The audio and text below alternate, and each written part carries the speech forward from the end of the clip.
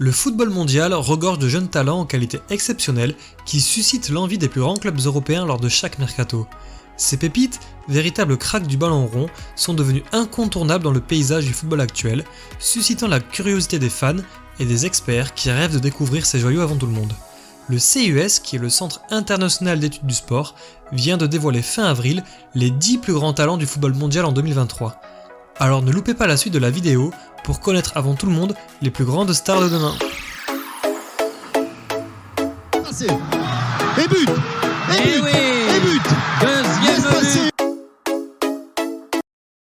Comme je vous le disais en introduction de cette vidéo, le 26 avril dernier, le CUS a dévoilé une lettre hebdomadaire dans laquelle a été révélé le classement des 200 meilleurs jeunes joueurs de la planète football.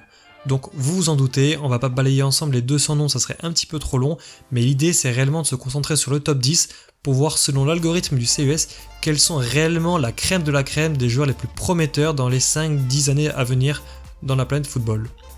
Mais avant de rentrer dans le vif du sujet, on va voir ensemble quels sont les critères qui ont été appliqués pour établir ce classement. Le premier, il s'agit donc bien évidemment de l'âge, on a dit ce sont des jeunes joueurs, et le critère qu'a mis en place le CUS, c'est-à-dire que ce sont des jeunes joueurs qui sont nés maximum en 2023. Donc ce sont les joueurs les plus jeunes qui sont nés en 2023. Donc forcément dans cette vidéo, pas de Erling Haaland, de Saka, de Pedri ou autres joueurs qui sont déjà très connus et qui ont fait même plusieurs années en professionnel. Le deuxième critère qui a été mis en place, donc là c'est un petit peu plus subjectif on va dire, ça a été donc à la fois les nombres de minutes qui ont été disputées par le joueur avec son équipe professionnelle, mais surtout ce qu'ils ont appelé l'expérience relative. Donc on peut un petit peu comparer ça, on va dire, à la difficulté du championnat ou de l'équipe dans lequel le jeune joueur a joué. Voilà, donc c'est à peu près tout pour ces critères. Donc je vous montrerai une capture d'écran. Chaque joueur, on voit qu'il a une note. C'est assez bien fait parce que autant nous, comme j'ai dit, on va se concentrer sur le top 10, mais après on va essayer de voir donc le 11 type, donc des jeunes joueurs les plus prometteurs. Et donc là on va se balader poste par poste et sûrement que je vous ferai une petite capture avec un top 3 de chaque joueur les plus prometteurs à chaque poste, et vous allez voir que il peut y avoir certains jeunes joueurs, comme je dis, qui sont déjà très connus, et surtout on va voir où se situe notre fameuse Ligue 1 dans les jeunes joueurs les plus prometteurs. Alors le premier joueur dont nous allons parler, qui est arrivé 10ème dans ce classement, n'est autre que Youssoufa Moukoko, l'avant-centre allemand du Borussia Dortmund. Donc c'est un joueur dont on entend parler depuis pas mal d'années maintenant, au moins 2-3 ans, si ce n'est un petit peu plus pour les acharnés de Football Manager. C'est un joueur qui a une très belle cote dans le monde du football, puisqu'il est estimé à 30 millions d'euros sur Transfermarkt. Alors je sais que ce site n'est pas la référence absolue, qu'il y a plein de points sur lesquels il est critiquable, mais néanmoins c'est malgré tout le site où on peut avoir la meilleure impression sur ce que vaut réellement un joueur sur la planète football. Donc quand on regarde le nombre de matchs disputés, on peut voir qu'en Bundesliga, sur 30 matchs possibles, il en a quand même joué 23 avec des belles stats, 7 buts et quelques passes décisives. On voit qu'il n'est pas forcément titulaire puisqu'il a été titulaire qu'un tiers des matchs. Il a quand même joué pas mal de matchs en Ligue des Champions, 6 matchs sur 8 possibles. Et effectivement là un assez gros manque d'efficacité puisque aucun but marqué mais une passe décisive tout de même enregistrée. Après c'est normal que ses performances soient un petit peu en dessous par rapport à la Bundesliga, puisque la Ligue des Champions c'est le plus haut niveau en football de club.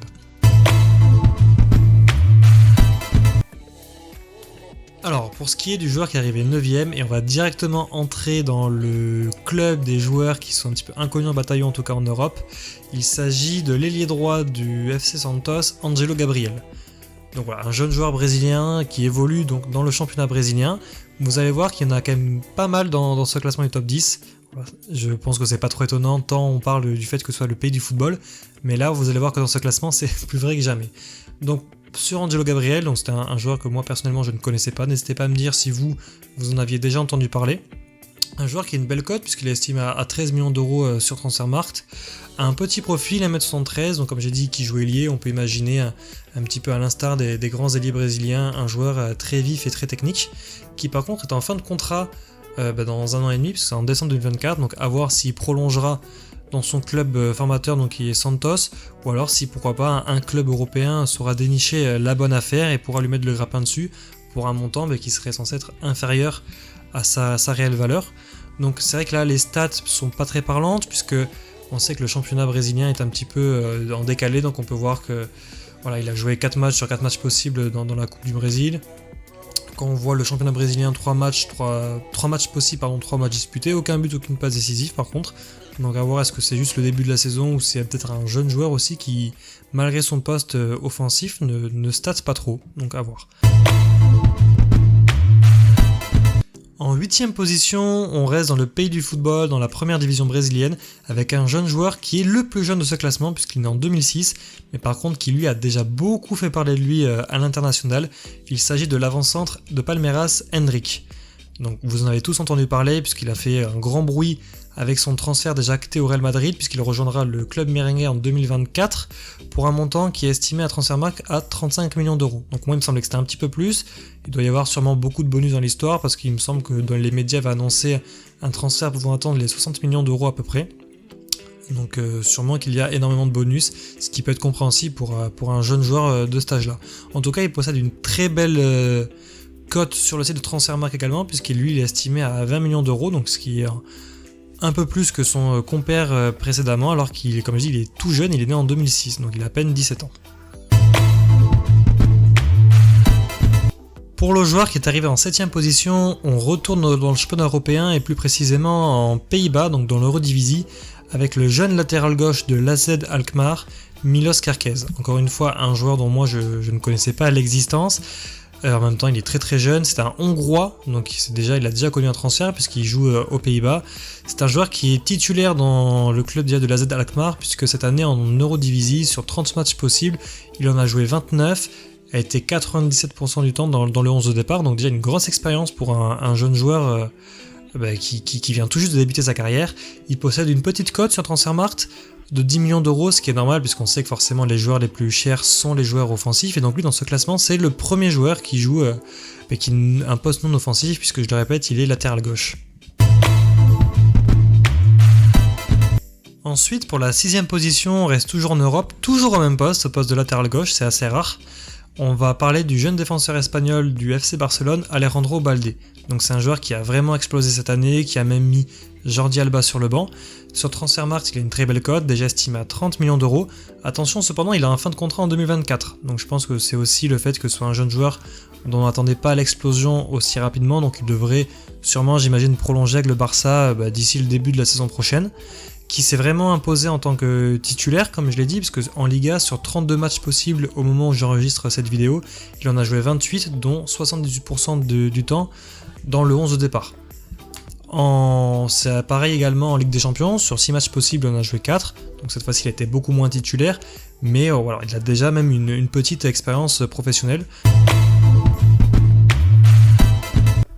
Quoi de mieux pour ouvrir notre top 5 des jeunes joueurs les plus prometteurs que de partir au pays de Pelé, Romario ou encore Ronaldinho. Bon, comme vous l'avez compris, on retourne dans le championnat brésilien avec l'avant-centre de l'Atlético Paranaense, Victor Roque.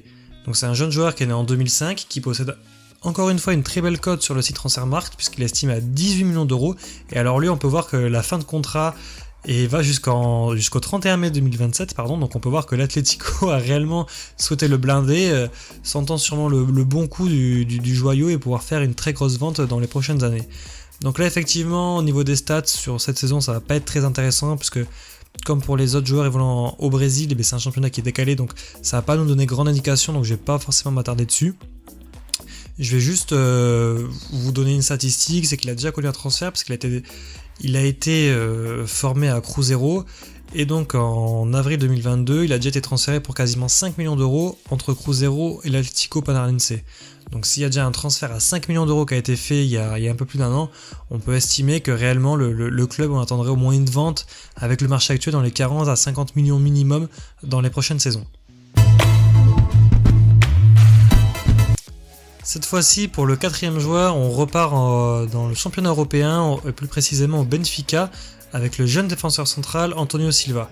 Donc c'est un jeune joueur dont on a beaucoup entendu parler l'an dernier, notamment pour ses belles performances en Youth League, et surtout cette saison en Ligue des Champions, puisque le Benfica s'est retrouvé dans la même poule que le Paris Saint-Germain, et on se souvient tous notamment d'un très gros match du jeune défenseur central à l'Estadio de la Luz contre le club parisien. Donc lui possède une très très belle cote sur le site Transfermarkt, puisqu'estimé à 25 millions d'euros pour un défenseur central, c'est vraiment pas mal.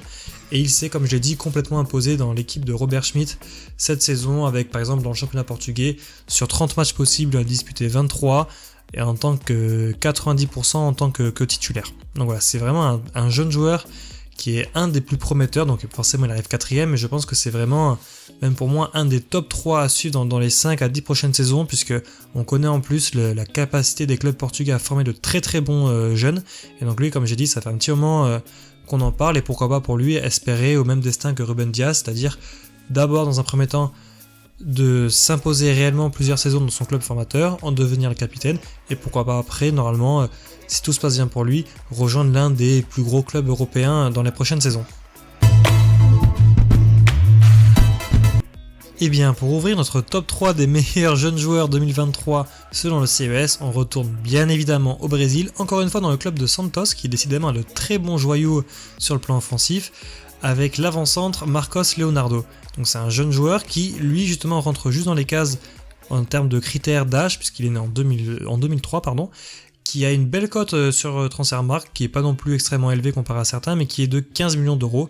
Et on peut voir également que Santos l'a un petit peu blindé, puisqu'il a déjà en contrat jusqu'en fin 2026. Encore une fois, pour les jeunes joueurs brésiliens, voilà, je pourrais pas vous sortir les stats assez pertinentes, puisque les championnats sont décalés, donc on n'a pas une grande indication. Simplement si on prend le tout début de saison, en Serie A, donc brésilienne, 3 matchs possibles, 3 matchs en tant que titulaire, et déjà un premier but qui a été marqué par le jeune joueur, donc à voir dans quelle équipe européenne il finira dans les prochaines années.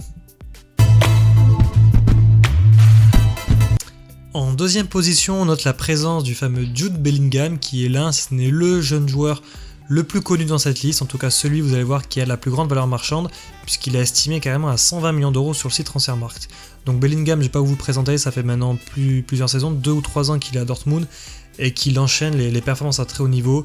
On pense tous qu'il va avoir un très gros transfert cet été, ça va être l'une des sagas estivales.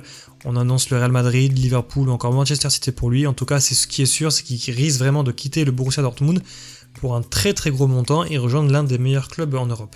Il aurait pu réellement finir premier de ce classement, même pour moi, en fonction des critères, je l'aurais bien vu en première position. En tout cas, après, voilà, il finit deuxième, en fin de contrat en 2025, donc peut-être que Dortmund pourra pas en tirer le montant maximum qu'il pourra attendre selon ses performances, mais en tout cas voilà, c'est un des jeunes joueurs les plus prometteurs, en tout cas le numéro 2 selon le CES.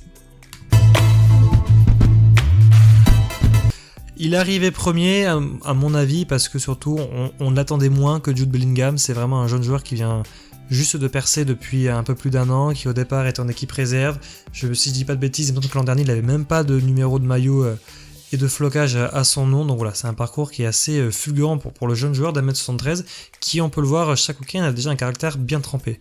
Il a forcément une énorme cote sur Transfermarkt, un petit peu moins que Bellingham, mais il est quand même estimé à 90 millions d'euros, et si on parcourt rapidement ses statistiques de cette saison, sur 33 matchs possibles en Liga, il en a disputé 31, donc 80% du temps en tant que titulaire, pour un seul petit but, mais déjà 3 passes décisives.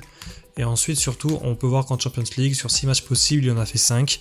Donc vraiment, c'est le jeune joueur qui s'est imposé aux côtés de Pedri dans le 11 titulaire du FC Barcelone. Et on peut voir que déjà, entre Gavi et Alejandro Balde, donc le FC Barcelone a 2 très gros jeunes joueurs à fort potentiel. Donc la Masia rebat son plein, et puis également Pedri qui vient compléter cette équipe très talentueuse. Mais comme j'ai dit, il ne figure pas dans ce classement en raison de sa date de naissance. Donc voilà, c'est tout pour ce top 10. N'hésitez pas à me dire ce que vous en pensez, est-ce qu'il y a beaucoup de jeunes joueurs que vous connaissiez, ou si comme moi vous en avez découvert pas mal, surtout ceux qui évoluent dans le championnat brésilien. C'est la fin de cette vidéo, je vous remercie de l'avoir regardé jusqu'au bout. Si jamais cela vous a plu, n'hésitez pas à mettre un like, également à vous abonner à la chaîne, il y aura plein de nouvelles vidéos qui vont arriver assez prochainement. Finalement, on n'aura pas eu le temps de faire le 11 type ensemble des jeunes joueurs, cela aurait été bien trop long, mais vous inquiétez pas, je vous mets, comme je vous l'ai dit, le lien de ce classement en description, et puis vous aurez le loisir de pouvoir le regarder vous-même. A plus tout le monde, à bientôt.